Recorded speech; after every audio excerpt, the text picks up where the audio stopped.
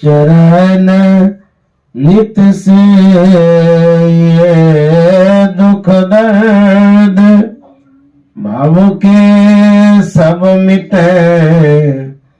सतगुरु चरण नित से ये गुरु भक्ति बिन कछु ना बने। में सकल संतन कही गुरु भक्ति बिन कछु ना बने। श्री सद्गुरु महाराज की जय। परमाराध्य सद्गुरु महाराज गुरुदेव महर्षि संत सेवी परमहंस जी महाराज स्मरणीय स्वर्गीय पवन बाबू, आदरणीय महेश बाबा, जयराम बाबा, इस यज्ञ के मुख्य कार्यकर्ता दीपचंद बाबू, हमारे इस परिवार के सदस्यगण सुशील बाबू, दीपक बाबू और गौतम बाबू, आनंद बाबू, सबों के लिए शुभकामना करते हैं। हम लोग दूसरे दिन के सत्संग में द्वितीय पाली में उपस्थित हैं। समय जाते देर नहीं लगती है। दूसरा दिन हो गया, तीसरा भी हो जाएगा, फिर नया साल भी आ जाएगा। इतना जल्द समय व्यतीत होता है। तो हम लोग भक्ति के विषय में सुन रहे थे। भक्ति का अर्थ होता है सेवा। सेवा का बहुत प्रकार होता है। आप किसी को जल पिलाते ये सेवा है, खाना खिला देते ये सेवा है, वस्त्र दान कर देते ये भी सेवा है, दो शब्दों से किसी का मन प्रसन्न कर देते ये भी सेवा है। शिष्य गुरु की सेवा करता है, पद चाप करके, वस्त्र धो करके शारीरिक सेवा करता है। शिष्य मानसिक सेवा भी करता है। और सबसे बढ़कर के जो सेवा है उसके विषय में कहा गया आज्ञा सम न सुसाहिब सेवा। किसी की आज्ञा का जब आप पालन करते हैं यही सबसे बड़ी सेवा। जैसे आपका पेरेंट्स है, गार्जियन है, अभिभावक है या माता पिता है, उनकी इच्छा है कि आप पढ़ने के लिए जाइए। यदि उसका अक्षर से आप पालन करते हैं, आपके गार्जियन खुश हो जाते हैं, मैंने जो कहा बात मान लिया। इस तरह से किसी की आज्ञा का आप पालन करते हैं तो ये बड़ी सेवा होती है। अथवा जिस किसी को भी आप अपने कार्यों से खुश कर देते हैं, यही आपकी सेवा है, यही आपका सेवक धर्म है। गुरु की जो आज्ञा है उस आज्ञा के अनुसार चलना यह बहुत बड़ी सेवा है। और यदि सेवा को और पैनी निगाह से देखें, गहरी निगाह से देखें, सूक्ष्म दृष्टि से देखें तो बाबा नानक ने बड़ा अच्छा बताया है। ऐसी सेवक को सेवा करे जिसका जीव तिसो आगे धरे। ऐसी सेवा हो जिसमें समर्पण हो। जो कुछ भी हमारे इष्ट का है या हमारे गार्जियन का अभिभावक का है, उसको सुपुर्द कर दीजिए, दे दीजिए, चाहे वो वस्तु हो या कुछ भी हो। तो कहते हैं ये सेवा सबसे बढ़ करके। हम जो समर्पण करेंगे सर्वेश्वर पर, ईश्वर पर, सदगुरु पर, हमारे पास क्या है? भौतिक संपदा तो है, लेकिन यह समर्पण बड़ा तुच्छ होगा, कम होगा। नानक साहब कहते हैं जिसका जीव तिसु आगे धरे, अर्थात परम प्रभु परमात्मा का जो जीव है उन्होंने ही तो दिया है। उसी जीव को परमात्मा में समर्पण कर देना, चढ़ा देना, ये सबसे बड़ी सेवा है। अर्थात आत्मसमर्पण, अपने आप को चढ़ा देना। मन को यदि आप परमात्मा में चढ़ा देते हैं, ये सबसे बड़ी सेवा और यही भक्ति भी है। तो मन को चढ़ाने के लिए, आत्मा को चढ़ाने के लिए कोई वस्तु तो नहीं है हाथ में लेके चढ़ा देंगे। गुरुयुक्ति के द्वारा जो भजन भेद आप लेते हैं, उन युक्ति के द्वारा इस जीव को परमात्मा में चढ़ाना होता है। अन्यथा कोई सामान उमान नहीं है जो जाकर के चढ़ा देंगे। जैसे मंदिर में जाते हैं, लड्डू चढ़ाते हैं, तो वस्तु है, सामान है। तो जब आप असली भक्ति करना चाहते हैं, संपूर्ण भक्ति करना चाहते हैं, तो जो आत्मसमर्पण है, ये सबसे बड़ी सेवा है, सबसे बड़ी भक्ति है। इसी भक्ति के लिए गुरु महाराज ने कहा है, आहो भक्त सार भगति करू हो, आओ भक्त सार भगति करू हो, असार भगति करी संसार भ्रमती रही, प्रकृति समनेश्वर हो।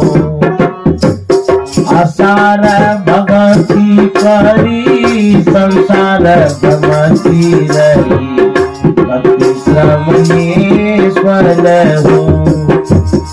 आओ भक्त सार भगति करो, असार भगति करी संसार भ्रमती रही, भक्ति श्रमणेश्वर हो। गुरु महाराज कहते हैं सार भक्ति करने के लिए, सार भक्ति क्या है? जो हम अंतर साधना करते हैं, अंतर ध्यान करते हैं, मन को केंद्रित करने का प्रयास करते हैं, वही सार भक्ति है।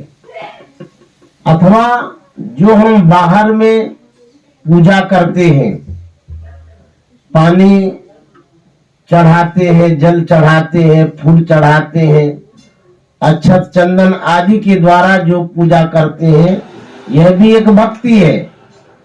भक्ति का ये स्थूल रूप है, बाह्य रूप है। तो गुरु महाराज कहते हैं यदि आप बाह्य भक्ति में ही लगे रहेंगे तो भक्ति श्रम निष्फल हो। श्रम न मेहनत, मेहनत तो आप करेंगे लेकिन सफलता नहीं मिलेगी, निष्फल हो जाएगा। यदि आप पूर्ण फल चाहते हैं तो आपको सार भक्ति करनी होगी, जो संत महात्मा बतलाते हैं। यदि आप सार भक्ति नहीं जानते हैं, बाह्य भक्ति में लगे रहेंगे तो आवागमन होगा, बहुत बार जन्म होगा, दुख भोगते रहेंगे। तो सार भक्ति को समझना बहुत जरूरी है। तो भक्ति किस लिए करते हैं? भक्तों के मन में कुछ न कुछ कामना होती है, इच्छा होती है, चाहना। उसी चाहना की आपूर्ति के लिए भक्ति करते हैं। जैसे आप मंदिर जाते हैं भगवान के पास, भगवान से कुछ मांगते हैं ना, ये भगवान हमको बेटा दे दीजिए, बेटी दे दीजिए, स्वास्थ्य लाभ करा दीजिए, बच्चे की शादी हो जाए, घर एक बन जाए, माथा दर्द ठीक हो जाए, सर्दी ठीक हो जाए, ये सब बोलते हैं भगवान के पास। यह जो मांग है, जो चाहना है, इसके अनुरूप आप कुछ चढ़ाते भी, चढ़ाते इसलिए कि भगवान जल्दी सुन जाएंगे। तो जो चीज आप चढ़ाते हैं, जितने कीमत की है, उसी हिसाब से आपको फल भी मिलता है। एक फैक्ट्री वाला आदमी, जिसकी फैक्ट्री बंद हो गई, तो उन्होंने हनुमान जी से कहा कि हे हनुमान जी, हमारी फैक्ट्री चल जाए, हम आपको 1.25 मन लड्डू चढ़ाएंगे। अब बुझिए, फैक्ट्री कई करोड़ की है और उसको चलाने के लिए हनुमान जी से कह रहे हैं और उसमें हनुमान जी को देंगे कितना, 1.25 लड्डू। बुझिए इतने कम चढ़ावा में भगवान को, हनुमान को खुश करना चाहते। कहते हैं ये तो स्थूल सेवा है, हो सकता है कि फैक्ट्री चल भी जाए, लेकिन जो आप समर्पण करेंगे, पूर्ण समर्पण करेंगे, उससे जो लाभ होगा वो स्थूल भक्ति से लाभ नहीं हो सकता। इसलिए गुरु महाराज ने कहा कि सार भक्ति करने के लिए जब महाभारत की लड़ाई होने वाली थी, तो दुर्योधन ने भगवान श्री कृष्ण से कहा था कि मैं आपसे कुछ एकांत वार्ता करना चाहता हूं। महाभारत की लड़ाई होगी, उसमें आपसे कुछ सहयोग चाहता हूं, तो उस वार्ता के लिए आप समय निर्धारित करें। भगवान कृष्ण ने समय बता दिया कि अमुक तिथि में आप आइए। फिर अर्जुन आता है। अर्जुन ने कहा कि भगवान महाभारत की लड़ाई होगी, उसमें आपका सहयोग चाहिए, मैं बात करना चाहता हूं आपसे। तो भगवान श्री कृष्ण ने वही समय बतला दिया जो समय युधिष्ठिर को बतलाया था, दुर्योधन को बतलाया था। तो समय पर दोनों के दोनों आते हैं। भगवान कृष्ण ने क्या किया था कि सिरावन में सोने की कुर्सी लगा दी थी, ताकि दुर्योधन आएगा तो बैठेगा। तो दुर्योधन आता है तो देखता है कि भगवान कृष्ण सोए हुए हैं चादर ओढ़ के। इधर उधर नजर करते हैं, देखिए सिरावन में सोने की कुर्सी लगी है। तो मन में होता है कि तो समधी साहब हैं, मेरे लिए कुर्सी लगा दिए, वहीं पर चटके बैठ गए। उसके बाद अर्जुन आता है। अर्जुन देखता है कि भगवान कृष्ण सोए हुए हैं, प्रणाम करके नीचे में बैठ जाता है। जैसे ही नीचे में बैठा, दुर्योधन मने मन सोचने लगता है अर्जुन को कोई अकल नहीं है, अरे समधी साहब के यहाँ आए हैं, नीचे में बैठ गया, खड़े रहना चाहिए। उसके बाद भगवान कृष्ण इस बात को जान गए कि दोनों आ गए। चादर हटाए तो जैसे उठे तो पैर के तरफ कोई भी देखते हैं, पहले देखे अर्जुन आया हुआ है, पूछने लगे क्या समाचार है, कहाँ आए हैं, बताइए क्या बात है। चट से दुर्योधन आता है और वो बोलता है कि पहले हम आए हैं, हमसे पहले बात करिए, अर्जुन तो बाद में आया है। भगवान कृष्ण ने कहा कि जिन पर पहली दृष्टि पड़ती है, बात उनसे ही पहले करना चाहिए, यही शिष्टाचार है। जिनको देखे उनसे बात क्या करेंगे। तो पहले अर्जुन को मैंने देखा है, इसलिए अर्जुन से बात करने दीजिए, तब आपसे करेंगे, आप बैठिए। अभी दुर्योधन बैठ जाता है।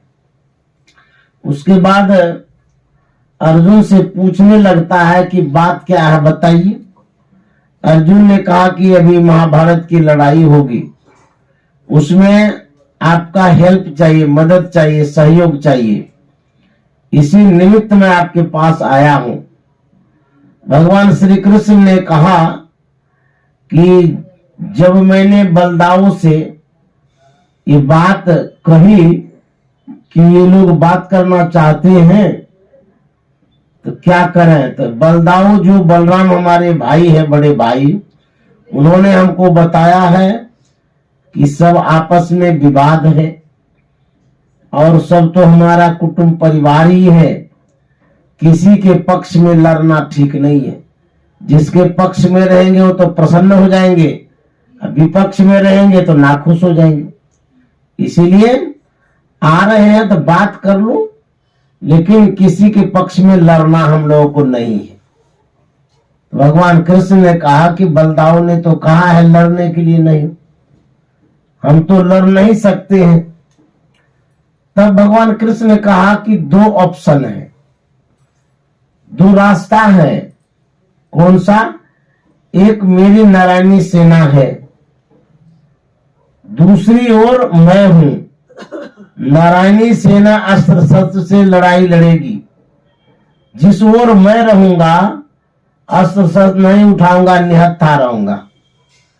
अब बताइए क्या लेना है आपको। दुर्योधन का दिल धड़कने लगा कि बाप रे बाप, कहीं नारायणी सेना ले लेगा तो ये कृष्ण निहत्थे को लेके क्या करूंगा।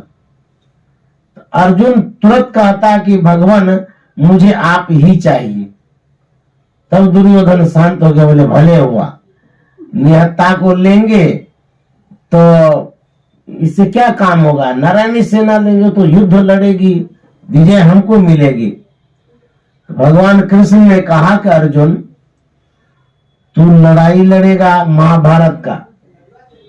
महाभारत की लड़ाई लड़ने में योद्धा की आवश्यकता होती है, निहत्थे की आवश्यकता नहीं है। सोच समझ करके बोलो तुम्हें क्या लेना है। तो दुर्योधन आकर के कहता है आप भगवान हैं और इसको उकसाते क्यों हैं? जो ले लिया सो लेने दीजिए।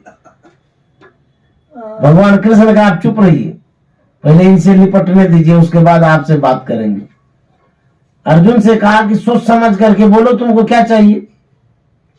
अर्जुन पुनः कहता है कि भगवान हमको आप ही चाहिए, हमको नारायणी सेना नहीं चाहिए।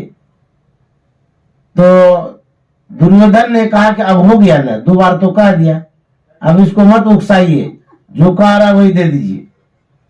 भगवान कृष्ण ने कहा ठीक है तुम्हारी इच्छा है, हम तुम्हारे पक्ष में रहे तो रहेंगे, लेकिन अस्त्र शस्त्र नहीं उठाएंगे। बोले हमको मंजूर है, आप खाली मेरे सामने में रहिए, अस्त्र शस्त्र नहीं उठाइएगा। फिर दुर्योधन से कहा कि दुर्योधन अब आपको क्या चाहिए। दुर्योधन ने कहा जो बच गया वही चाहिए, अर्थात नारायणी सेना हमको दे दीजिए, हम यही चाहते हैं। भगवान श्री कृष्ण ने उसको नारायणी सेना दे दिया। अर्जुन के पक्ष में भगवान श्री कृष्ण हुए, महाभारत की लड़ाई हुई। उस महाभारत की लड़ाई में नारायणी सेना तो स्वाहा हो गया और अर्जुन का विजय हो गया। देखिए यदि आप विश्वास रखते हैं गुरु पर, इष्ट पर, भगवान पर, तो भगवान ने जो वादा किया उसको भी तोड़ा। किस लिए तोड़ा? धर्म की रक्षा के लिए, भक्त की रक्षा के लिए, जो भगवान पर आश्रित है उनको बचाने के लिए।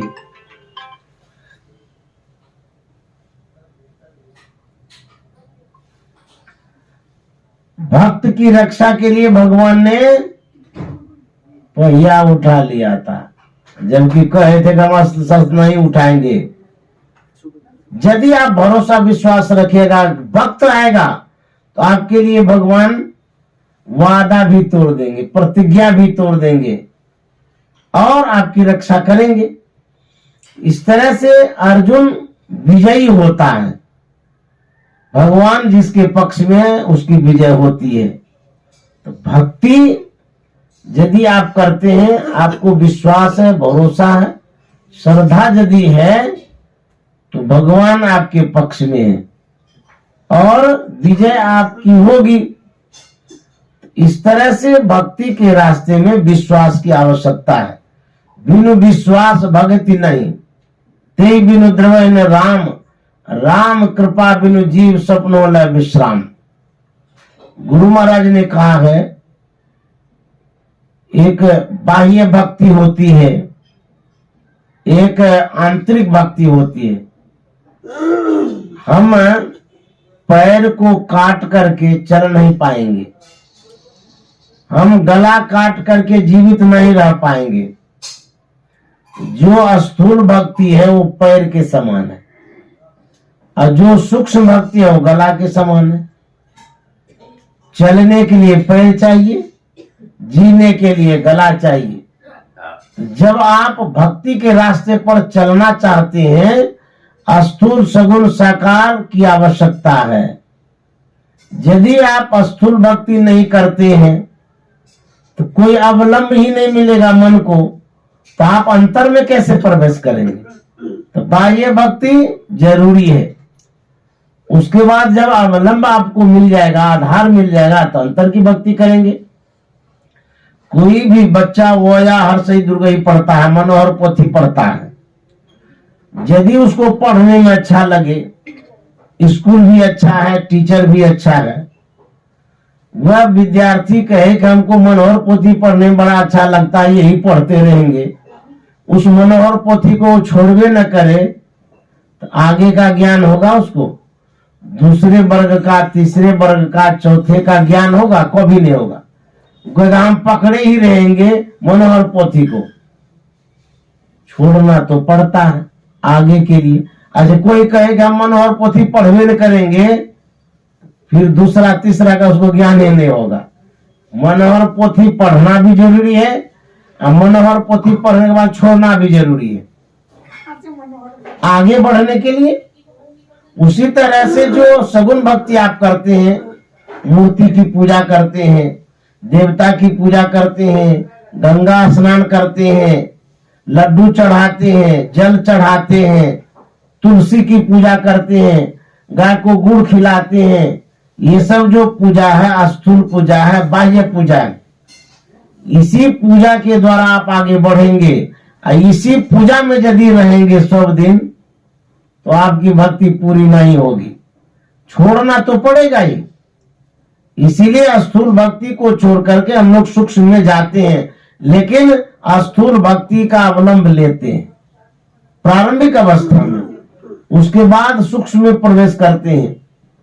इस तरह से हम लोग भक्ति करके मुक्ति को प्राप्त करते हैं। गुरु महाराज का एक पद है, सुख मन के जीना नाल से अमृत की धारा वही रही, मीन सूरत आरधर माथा से सीरा चढ़ी रही, सुख मन के दीनानाद से अमृत की धारा वही रही, सुख मन के दीनानाद से। गुरु महाराज कहते हैं जो सुखमन है अर्थात आज्ञा चक्र। सुखमन क्यों बोला गया है? मन को जहां सुख मिलता हो उसी को सुखमन कहते। सुषुम्ना में मन को सुख मिलता है, लेकिन वहां मन पहुंच नहीं पाता, बड़ा टफ है, कठिन है वहां पहुंचाना मन को। असली सुख सुखमना में है, लेकिन बहुत आदमी इस बात को समझता भी नहीं है, करता भी नहीं है, अब पहुंचा भी नहीं पाता है। यही है भक्ति जो कठिन है। रघुपति भगति करत कठिनाई, कहत सुगम करनी पार, जाने सोझी बनी आई। कठिनाई क्या है? इस मन को केंद्र में स्थापित करना, बिंदु में स्थापित करना, मूल में जोड़ना। गोस्वामी जी ने यह भी कहा है, रघुपति भगति सुलभ सुखकारी। संत एक है, लेकिन बात दो कह गए। ऐसा क्यों? एक बार कह दिए कठिनाई और दूसरी बार कह दिए सुलभ सुखकारी। माताएं लोग जब प्रथम बार किचन में जाती है भोजन बनाने के लिए, वहां वो रोटी बनाती है पहली बार। तो रोटी जब बनाती है, अभ्यास नहीं होने के कारण टेढ़ी हो जाती है, मोटी रह जाती है, सेकती है लेकिन कच्ची रह जाती है, और प्रयास करती है तो जल भी जाती है। ऐसा होता है।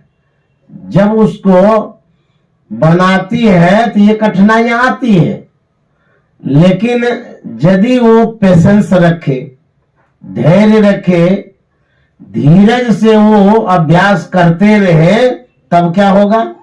वही माताजी जो टेढ़ी बना रही थी, मोटी बना रही थी, कच्ची बना रही थी, अभ्यास करते करते जब अभ्यस्त हो जाती है तो मोटी से पतली बनाने लगती है, पतली से वो हल्का बनाती है, हल्का से फलका बना लेती है, कच्चा से पक्का बनाने लगती है।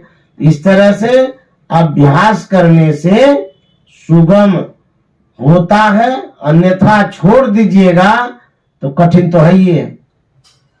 एक बार गुरु महाराज के समय की घटना है। जापान की एक महिला आई।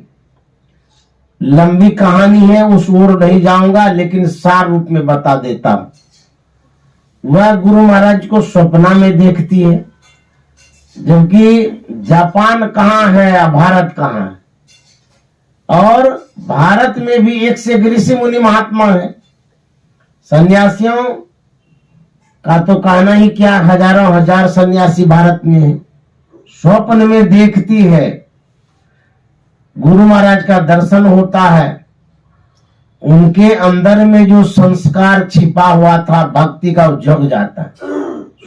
संत का दर्शन स्वप्न में भी होता है तो कल्याण होता है। उसके मन में होता है कि हमको दर्शन दिए हैं, ऐसे संतों से मिलना चाहिए, लेकिन कहाँ है ये तो पता नहीं है। फिर भी उस महिला के अंदर में जो संस्कार था, अद्भुत संस्कार, अकेली जापान से वो भारत चलती है। भारत में जो धार्मिक स्थल है, प्रसिद्ध स्थल, वहां पर वो जाती है, साधु महात्मा को ढूंढती है। उन साधु महात्माओं में उन साधु को ढूंढती है जिनको वो स्वप्न में देखी थी। एक से एक महात्मा मिले, लेकिन जिनको वो देखी थी वो नहीं मिले। घूमते घामते वो फिर निराश होकर के जापान लौट जाती है, लेकिन संस्कार उसे सोने नहीं देता है। मन में जो प्रेरणा हो रही थी, उसके अंदर में उत्सुकता होती है, जागृति होती है, और वह सोचती रहती है आखिर कहीं तो वो संत है जिन्होंने दर्शन दिया है। मेरे खोजने में कमी है, लेकिन संत अवश्य है, वो मिलेंगे अवश्य। यह मन में ठान करके फिर चलती है। वह जब आती है तो फिर बहुत सारे जगहों पर जाती है, बहुत सारे सन्यासियों से मिलती है। यहां तक कि मुंगेर में जो आश्रम है, वहां सन्यासियों का आश्रम है, वहां पर वो रुकती है, दीक्षा भी लेती है। लेकिन उनके मन में जो बातें बैठ गई थी, जिनका दर्शन उसको मिला था, ढूंढ रही थी। वहां भी वो पूछती है कि ऐसे ऐसे संतों का दर्शन हुआ है, मैं मिलना चाहती हूँ, वो कहाँ है, कहाँ मिलेंगे, पता नहीं लग रहा है। मुंगेर में ही वहां पर साधु महात्मा ने कहा था, एक आश्रम है, महर्षि में आश्रम, कुप्पा घाट भागलपुर में, वहां भी साधु सन्यासी रहते हैं। यदि आप वहां एक बार देखना चाहते थे, देख लीजिए। हो सकता है जिनकी खोज आपके मन में है वही मिल जाए। वह आशा भरोसा लिए चलती है। उसमें बैलगाड़ी से आना होता था, वो कुप्पा घाट आती है, व्यवस्थापक व्यवस्थित कर देते हैं उनको कमरा वमरा दे करके। उसके बाद व्यवस्थापक महोदय गुरु निवास में दर्शन के लिए ले जाती है। वह महिला जाती है, जापान की महिला, जिसका नाम था युकिको फ्यूजिता। वह जब बरामदे पर जाती है, जो पहले वाला निवास था, बरामदे पर अलग अलग तस्वीर लगी भी होती थी, बहुत संतों का, गुरु महाराज का भी। जैसे ही बरामदे पर वो पैर रखती है, पहली नजर पड़ती है तस्वीर पर। जो स्वप्न में वो देखी थी जिन रूपों को, वही तस्वीर लगी हुई थी। देख करके वो बाग बाग हो जाते, अरे ये तो यही संत है जिन्होंने हमें दर्शन दिया है स्वप्न में, इन्हीं की खोज में तो हम भटक रहे थे। ये संत कहाँ है, इन्हीं से तो मिलने हम आए हैं। व्यवस्थापक ने कहा, क्या कहेंगे, अभी वो यहाँ तो नहीं है, नेपाल चले गए हैं। बोले मैं नेपाल जाऊंगी। व्यवस्थापक ने कहा, बिहार स्थान है, जो रास्ता है जंगल का है, आप अकेली, वो भी महिला और विदेश की, यहां आएंगे तो दर्शन कर लीजिएगा। बोले नहीं, चाहे जितनी भी कठिनाई हो, जो भी रास्ता है, सब मैं तय कर लूंगी, जो भी होगा देखा जाएगा। देखिए बड़ा अचंभव, आश्चर्य वाली बात, वो चल ही देती है। खोजते ढूंढते वो नेपाल पहुंच गई। परमाराध्य का दर्शन करके वो तो गदगद हो गई। उसके बाद इन्होंने कहा था कि मैं दीक्षा लेना चाहती हूँ। गुरु महाराज ने कहा था आप हरिद्वार आइए, वहीं पर आपको दीक्षा मिलेगी। परमाराध्य के कहे अनुसार वो वहां पहुंचती है। गुरु महाराज हरिद्वार जाते हैं, वहीं पर गुरु महाराज इनको दीक्षा देते हैं। दीक्षा के बाद ये जो बैठती है ध्यान करने के लिए, यही बात कहने के लिए मैं इतनी देर से बोल रहा था। वो जब बैठी ध्यान करने के लिए कई एक घंटों तक बैठी रही। एक तो बैठी घंटों भर बैठी, फर्स्ट बार दीक्षा के बाद बैठी। और जानते हैं बैठी तो खाली हाथ नहीं उठी, तब अंतर के अनुभवों को लेकर के उठी। अब देखिए कैसा संस्कार।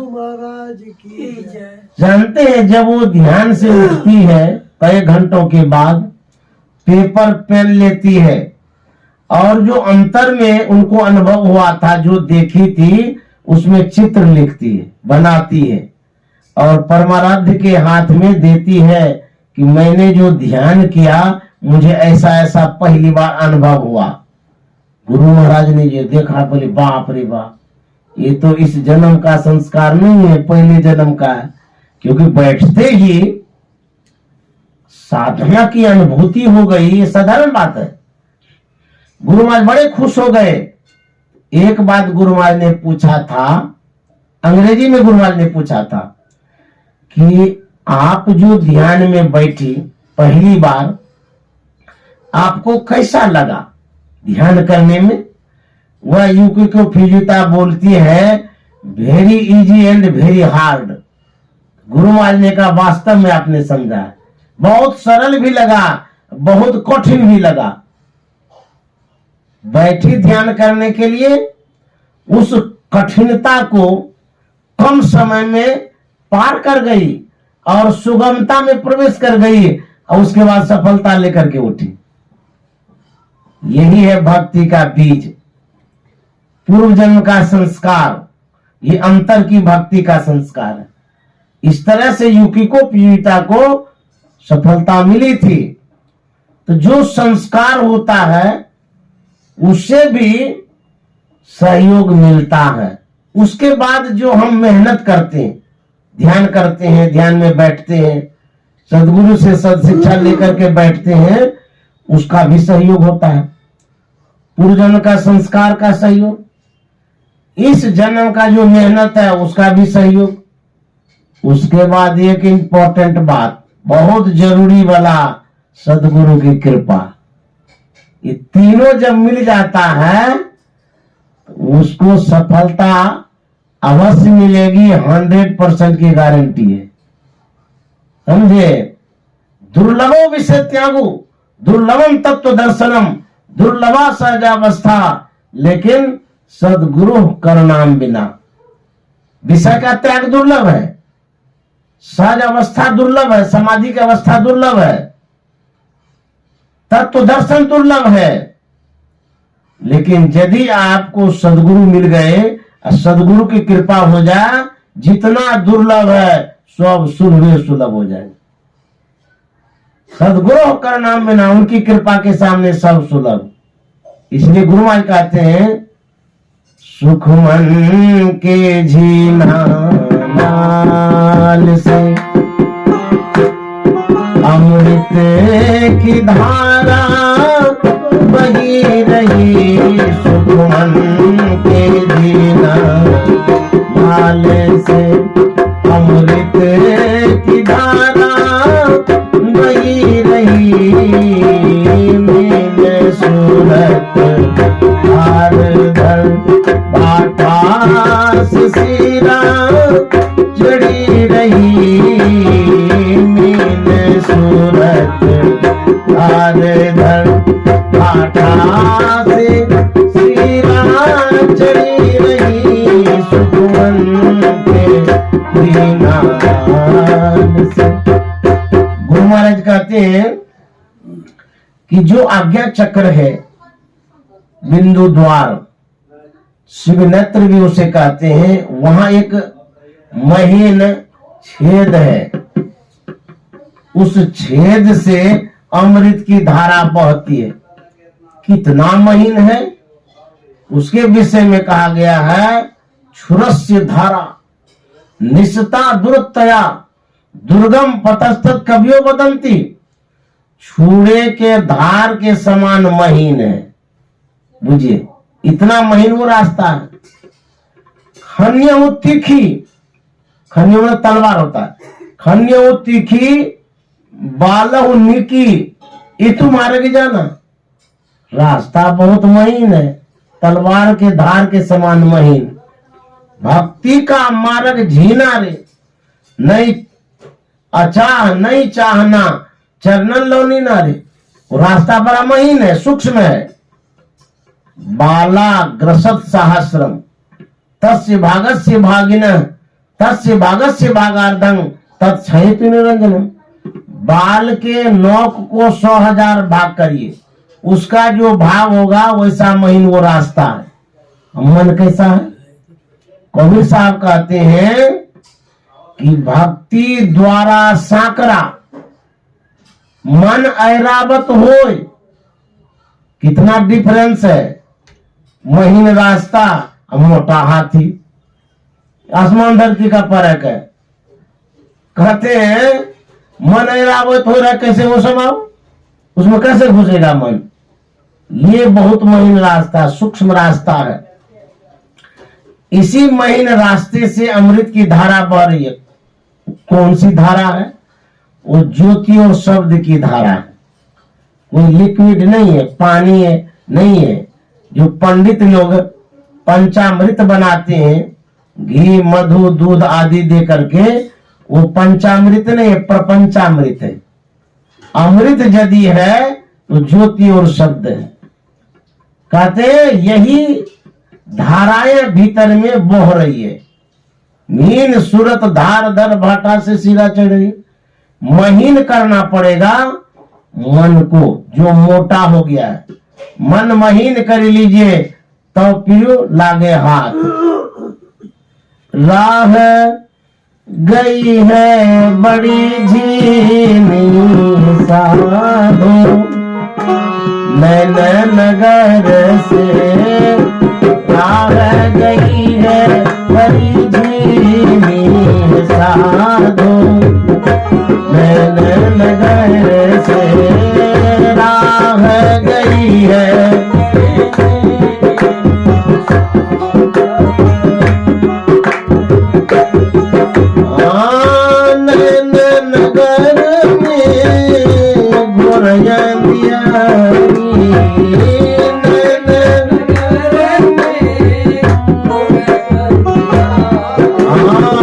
सतगुरु ज्ञान सभी साधो, नैन नगर से सतगुरु ज्ञान सभी साधो, नैन नगर से राह गई है बड़ी झीनी साधो, नैन नगर से।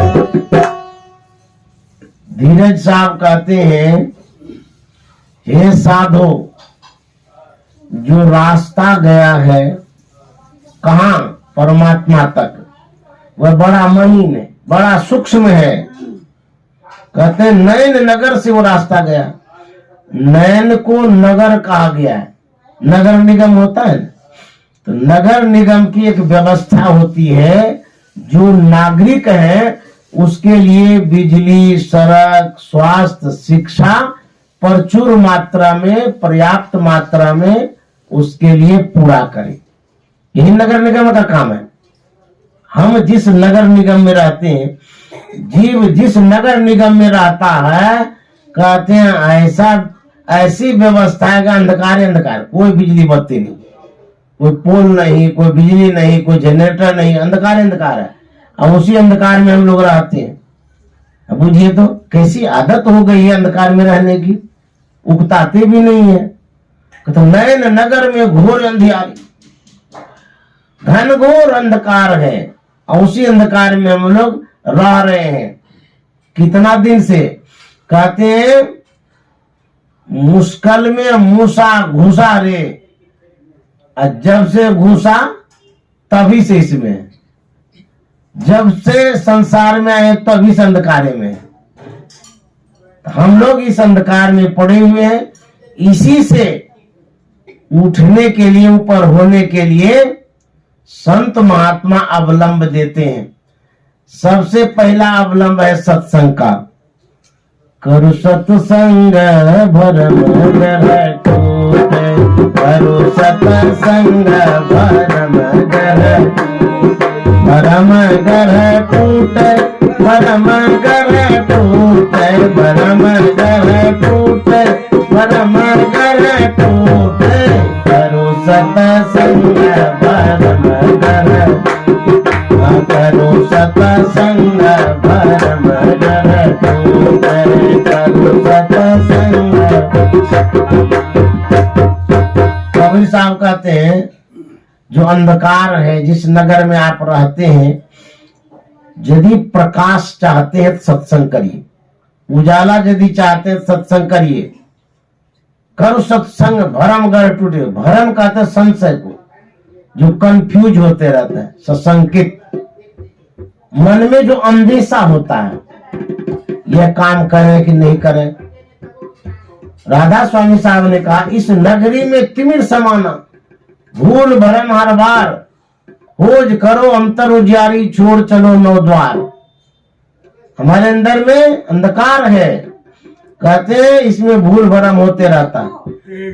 लोग दुखी क्यों होता है?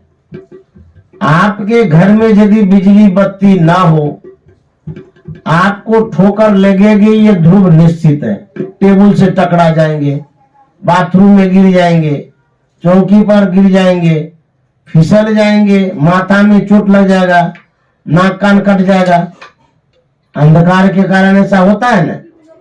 यह जो अंधकार है इसको अज्ञानता भी कहते हैं, और इसी में हम लोग सशंकित होते रहते हैं। अंधकार का ही रूप है भ्रम। ये जो भ्रम होता है अंधकार के कारण होता है। तो मन में जो संशय होता है, ये संशय होता है अंधकार के कारण। यदि आप प्रकाश में रहेंगे, किधर जाएंगे आपको कोई शंका नहीं। आप छोटे छोटे रास्तों से भी निकल जाएंगे प्रकाश में, टेबल के बगल से भी निकल सकते हैं। यदि प्रकाश नहीं हो तो आप गिर जाइएगा, और बड़ा मुश्किल हो जाएगा आपको कुछ भी तय करना। इसलिए प्रकाश की आवश्यकता है।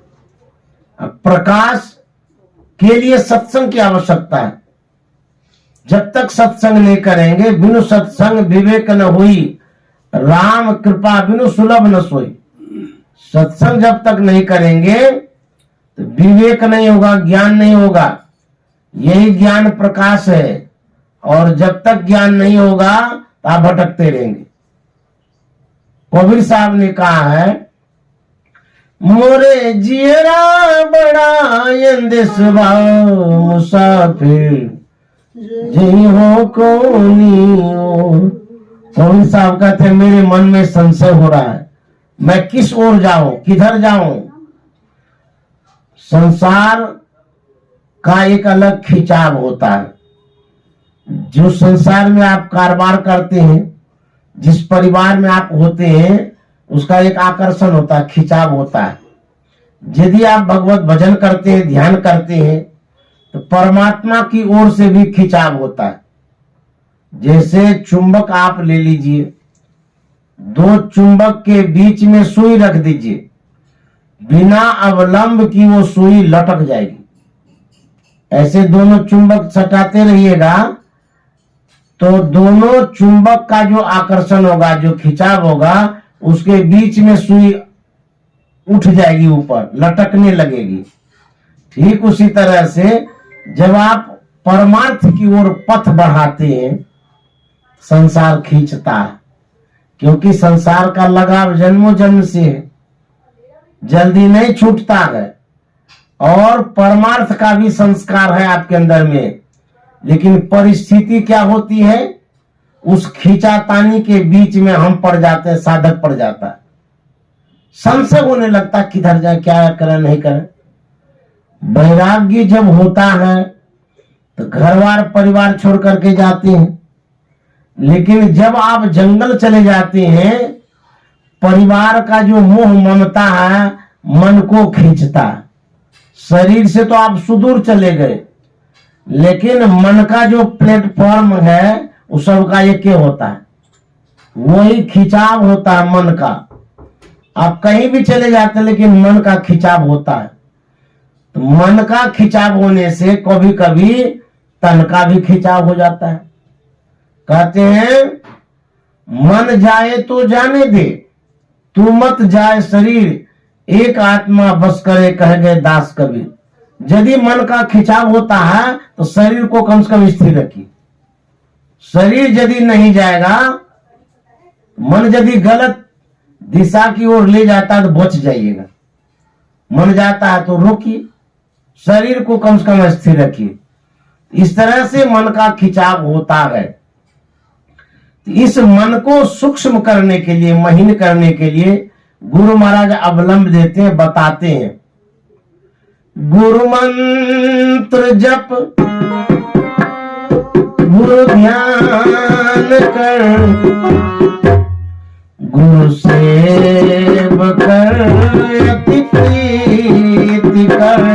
गुरु मंत्र जप गुरु ध्यान कर, गुरु सेव कर, अति प्रीति कर। गुरु की आज्ञा मान प्यारे, कर सदा गुरु की कही। गुरु की आज्ञा मान प्यारे, कर सदा गुरु की कही। सुख मन के दीना, माल से अमृत की धारा वही रही। मीन सूरत धर आकाश सीरा चढ़ी रही। सुख मन के। गुरु महाराज कहते हैं पहला अवलंब है गुरु मंत्र जप। यदि मन को महीन करना चाहते हैं तो जो संत सदगुरु का सही मंत्र है उसको जपिए, गुरु मंत्र जप। दूसरा अवलंब क्या है? गुरु ध्यान कर। गुरु का जो रूप है उस रूप का ध्यान करिए। जब यह आप करते हैं और गुरु के अनुसार यदि करते हैं, यह गुरु की भक्ति है, गुरु की सेवा है, गुरु की आज्ञा का पालन करना है। गुरु की आज्ञा मान प्यारे, कर सदा गुरु की कही। गुरु महाराज कहते हैं सदा बराबर गुरु के कहे अनुसार चलते रहिए, चाहे जो कुछ भी हो जाए। गुरु आज्ञा का पालन करना ही है, इसी में कल्याण है। गुरु आज्ञा की अवज्ञा नहीं होनी चाहिए। गुरु ने क्या कहा? सत्संग नित और ध्यान नित रहिए, करत संलग्न हो, बेविचार चोरी नशा हिंसा झूठ तज नाचे। ये गुरु की आज्ञा है। परमाराध्य का जो प्रवचन है वो सब गुरु की आज्ञा है। परमाराध्य ने जिन पुस्तकों की संरचना की, तैयार किया, वो सब गुरु की आज्ञा है। परमाराध्य मुंह से जो कह गए, किताबों में जो उल्लिखित है, वो सब गुरु की आज्ञा है। तो कहते हैं गुरु की आज्ञा मान प्यारे, कर सदा गुरु की कही। मान लिया जाए आज्ञा का पालन करेंगे तो क्या होगा? जैसे आपके घर परिवार में आपका लड़का है, लड़की है, पत्नी है, पति है, कोई भी है, आपके कहे अनुसार यदि वो चलता है या चलती है, तब क्या होता है? आप इतने खुश हो जाते हैं, बहू को चाबी पकड़ा देते हैं खजाने का। लो बहू, तुम ही मालकिन बनो, जो कुछ भी खजाना मेरे पास था आज से तुमको हम सुपुर्द करते हैं। कब? जब आज्ञा का पालन किया, जब देखा कि मेरे अनुसार ही बहू चलती है, बेटा चलता है, पति चलते हैं, पत्नी चलती है, आप कुछ देते हैं। इंपॉर्टेंट चीज, जरूरी वाला, जो सबसे बढ़िया होता है खुशी में, वही नहीं देते हैं। तो हम गुरु की आज्ञा का पालन करेंगे तो वो क्या देंगे? गुरु महाराज कहते हैं देंगे उस नाल का घीना द्वारा, गुरु तुझे देंगे बता उस नाल का घीना द्वारा, गुरु तुझे देंगे बता दो नैना सा मध्य संग चूड़ी अग्रदर ले लही दो नैना सा मध्य संग चूड़ी अग्रदर ले लही सुखमन के जीना नाद से अमृत की धारा बही रही मीन सूरत हार दरबाता से शीरा चढ़ी रही सुखमन पे। गुरु महाराज कहते हैं उस नाल का झीना द्वारा गुरु तुझे देंगे बता। अंतर में जो छेद है, जो मार्ग है, जो रास्ता है, हम लोग नहीं जानते हैं। उस रास्ते की विशेषता खासियत क्या है? कहते वहां जाने से सुख मिलता है, आनंद मिलता है, अमृत की वर्षा होती है, जीव का कल्याण होता है। और लोग आपको वह नहीं दे सकता है जो सदगुरु देते हैं। सदगुरु अलौकिक चीज देते हैं, अद्भुत चीज देते हैं, अंतर का चीज देते हैं। संसार के लोग क्या देंगे? रुपया देंगे, धन देंगे, पैसा देंगे, और क्या दे सकते हैं? गिफ्ट में साड़ी दे देंगे, कम्बल दे देंगे, नकमुन्नी दे देंगे, कनमुन्नी दे देंगे, और क्या देंगे? ये सब न देंगे। लेकिन संत सदगुरु जो देते हैं वो ज्ञान देते हैं, अंतर का ज्ञान देते हैं, अद्भुत अलौकिक चीज देते हैं। उस नाल का झीना द्वारा गुरु तुझे देंगे बता दो नैन नासा मध्य सन्मुख सुई अग्रदर ले ले। आज्ञा चक्र का जो भेद है वो सदगुरु बतलाते हैं।